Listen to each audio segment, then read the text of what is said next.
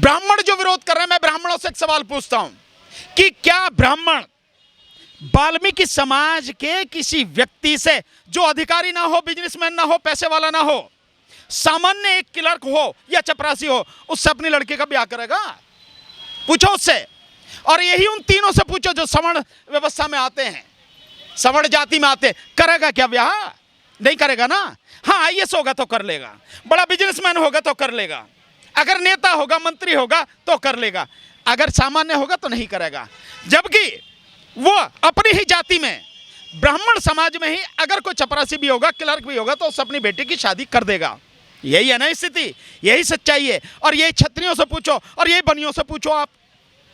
तो जो इस बात के पोषक बनने हैं, ये जो मतलब कि जाति व्यवस्था जिसके लिए कह रहे हैं कि जाति व्यवस्था से जो भेदभाव फैलेगा और ये ठीक नहीं है, वही लोग हकीकत में जाति व्यवस्था को लाने वाले, जाति व्यवस्था को बनाए रखने वाले और जाति के आधार पर अन्याय और अत्याचार को करने वाले और इस अत्याचार अन्याय को बरकरार रखने वाले हैं।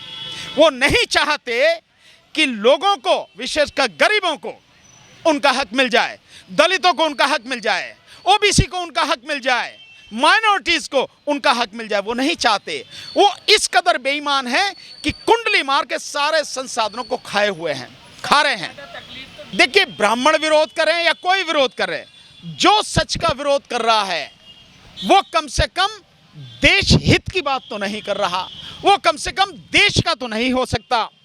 वो अपना हो सकता है या कहीं और का हो सकता है, लेकिन वो देश का तो नहीं हो सकता। और देश की जनता को हक देने का अगर कोई विरोध कर रहा है, या एक कोई रास्ता बने कि देश के लोगों को उनका हक मिल जाए, गरीबों को उनका हक मिल जाए, जो हजारों साल से लूटा गया है, उन्हें पेट भर खाने के लिए रोटी मिल जाए, तन पे कपड़े मिल जाए, एक छत मिल जाए, उनके बच्चों को शिक्षा मिल जाए, उन्हें सम्मान मिल जाए, अगर इसका कोई विरोध कर रहा है तो मैं समझता हूं इससे बड़ा देशद्रोही कोई हो नहीं सकता। बहुसंख्यक आबादी का हक मारना, उनके अधिकारों को लूटना, उनके हिस्से को खा जाना, अगर उनका हिस्सा उन्हें मिल जाए और इस दिशा में अगर कोई प्रयास शुरू हो रहा है या एक हल्की सी किरण दिखाई दे रही है, उससे उनको दिक्कत हो रही है। तो ये बेईमान लोग ही कर सकते हैं और हक मारने वाले लोग ही कर सकते हैं और कोई नहीं कर सकता। उन्हें दिक्कत हो रही है तो होने दो भाई, लेकिन हक तो एक दिन, आज नहीं तो कल, जिसका हक है उसे मिलेगा ही। नहीं तो अगर सबका हिस्सा मांग भी लिया जाए तो इसमें बुरा क्या है? लेकिन ये जो आप कह रहे हैं, ऐसा नहीं है कि सबका हिस्सा मांगा जा रहा। हाँ, हिसाब किसका मांगा जा रहा है? देखिए, जाति इस देश में एक सच्चाई है। जो लोग जाति का विरोध कर रहे हैं वो ईमानदारी से बताएं, क्या वो जाति व्यवस्था को नहीं मानते? क्या वो इस देश में वर्ण व्यवस्था को नहीं मानते?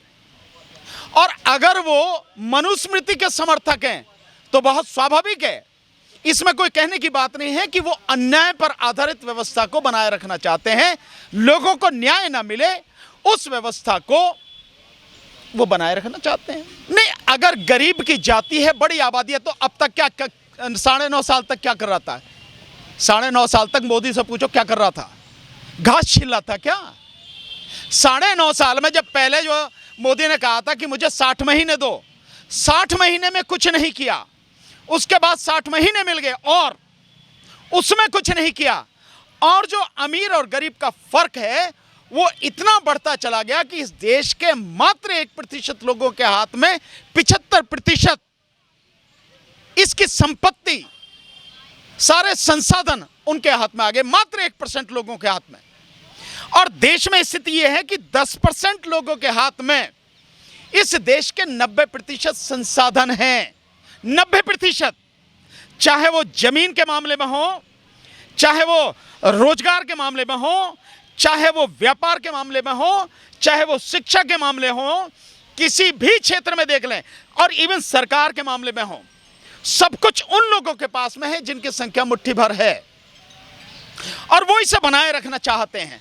तो मोदी से पूछो कि जब तूने अपनी जाति को ओबीसी में शामिल करा लिया था और तू ढोल पीटता है कि ओबीसी है, ओबीसी है, तो आज अगर ओबीसी की जनगणना सामने आ रही है और आंकड़े सामने आ रहे हैं, हालांकि 2011 में जो आंकड़े कांग्रेस ने शुरू करवाए थे, जातिगत जनगणना के जो आंकड़े थे, लागू नहीं किए, दिखाए नहीं, लोगों के सामने नहीं लाए। क्यों नहीं लाए? क्योंकि बेईमान है, और मोदी तो छटा हुआ बेईमान है, झूठ एक नंबर। तो अब कांग्रेस पर विश्वास किया जा सकता है? नहीं, बात कांग्रेस पे या उसके विश्वास की बात नहीं है भाई। जो इस समय दावे कर रहे हैं, जो लोग ये कह रहे हैं कि बड़ी आबादी गरीब की है, अबे तो गरीब की आबादी है, तेरे हाथ में सब कुछ है, देता क्यों नहीं गरीबों को? मोदी से ये पूछो ना। कांग्रेस क्या करेगी क्या नहीं करेगी वो बाद की बात है।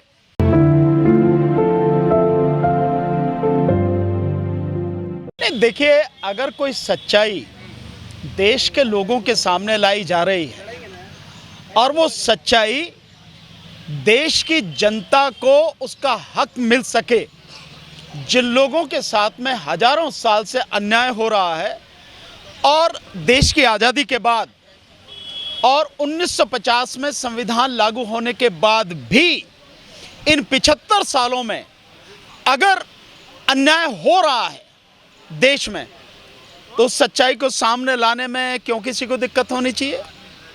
और अगर सच से किसी को दिक्कत है तो वो निश्चित रूप से बेईमान है और वो लोगों को उनका हक नहीं देना चाहता, इसीलिए दिक्कत होगी। इसका तो मतलब परेशान है जो 15% अब आए हैं निकल के सामने। देखिए, 15% तो आप कह रहे हैं, इनकी संख्या तो जो हालत है वो 10 या 11% के आसपास है, इससे ज़्यादा नहीं है, कम ही हो सकती है, इससे ज़्यादा नहीं है। जो परेशान हैं वो इसलिए परेशान हैं क्योंकि उनकी आदत बिगड़ चुकी है। जनगणना के नाम पर भ्रमित नहीं कर रहे हैं, जनगणना के नाम पर लोगों को सच्चाई बता रहे हैं कि इस देश की सच्चाई ये है, जो तुम जैसे बेशर्म लोग और बेईमान लोग, भ्रष्ट लोग, उस सच्चाई को लोगों के सामने नहीं आने देना चाहते। तो भ्रमित नहीं कर रहे। जो भ्रम फैला है, ये जो भ्रम फैला रखा है, जो पूरे समाज को भ्रमित कर रखा है, उस भ्रम को तोड़कर सच्चाई सामने लाई जा रही है। और सच्चाई सामने आने से मोदी एंड कंपनी इन सबकी जो है टांगें कांपती हैं। लेकिन सर, ये बेईमान है, छठे हुए बेईमान है। बिल्कुल सही, जिसने भी कहा है बिल्कुल सही है। भाई, बनाई किसने है? ये ब्राह्मणवादी व्यवस्था ने ही तो जातियां बनाई हैं, और किसने बनाई? और आप इसको बरकरार रखना चाहते हो। ब्राह्मण ही तो इस ब्राह्मणवादी व्यवस्था और ब्राह्मण ही तो इस जाति व्यवस्था को बरकरार रखना चाहता है। इसी से भाई ये सच है ना, ये पता लग गया ना कि मुट्ठी भर लोगों ने अब तक इतनी बड़ी आबादी का हक लूट कर रखा है, मार कर रखा है, उन्हें उनका हक नहीं दिया। यही है ना, इसलिए बिलबिलाहट है।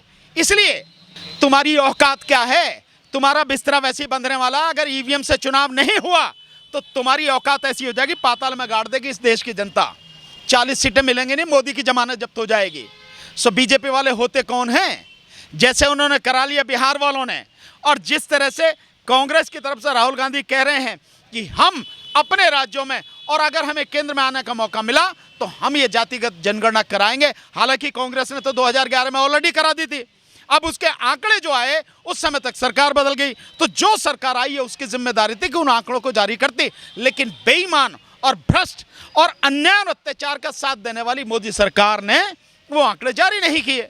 अबे उनसे पूछो कि जिनके पीछे तू लगा फिरा है ना, जिस व्यवस्था का तू वो पोषक बन रहा है, जिस धर्म के तू झंडे गाड़ रहा है, ये सब उन्हीं की बनाई हुई जाति व्यवस्था है, किसी और की बनाई हुई नहीं है। सो ये भ्रम नहीं फैलाया जा रहा, जाति व्यवस्था को नहीं किया जा रहा, ये जो सच्चाई है उसको सामने लिया जा रहा। मोदी से जरा ये पूछो कि इस देश में जो लोग आज विरोध कर रहे हैं, वो लोग क्या जाति व्यवस्था को तोड़ के अपने शादी विवाह कर सकते हैं क्या? अपने रीति रिवाज मना सकते हैं क्या? भाई, वो भी है कौन? जिन पत्रकारों की बात कर रहे हो, अभी आपने देखा नहीं, जो राहुल गांधी की प्रेस कॉन्फ्रेंस थी उसमें कहा कि भाई यहाँ दलित कौन है, तो एक भी नहीं था। और फिर कहा कि ओबीसी कौन है, तो एक वो कैमरामैन जिसको कहा कि तू बैठ जा, तू कैमरामैन है, पत्रकार नहीं है। तो जब सारे के सारे यानी 100% मीडिया ब्राह्मणवादी मानसिकता के लोगों के हाथ में है, मनुवादी मानसिकता के लोगों के हाथ में है, और सवर्ण समाज के हाथ में यानी ब्राह्मण, बनिया और क्षत्रिय के हाथ में है, सो बिलबिलाहट तो उसमें होगी ना, घबराहट तो उसमें होगी ना, हल्ला तो वो मचाएंगे ना। लेकिन जब क्रांति की अग्नि शुरू होती है ना, कहीं से ज्वाला भड़कनी शुरू होती है, तो वो पूरी होके ही रहती है। धन्यवाद नीतीश सरकार का कि उसने कम से कम एक सच्चाई अपने ही प्रदेश में जहां तक उसके अधिकार हैं लाके लोगों के सामने रखी तो सही, और चेहरा दिखाए तो सही, आईना दिखाए तो सही कि ये मुट्ठी भर लोग हैं जो इतनी बड़ी आबादी का हक मार रहे हैं।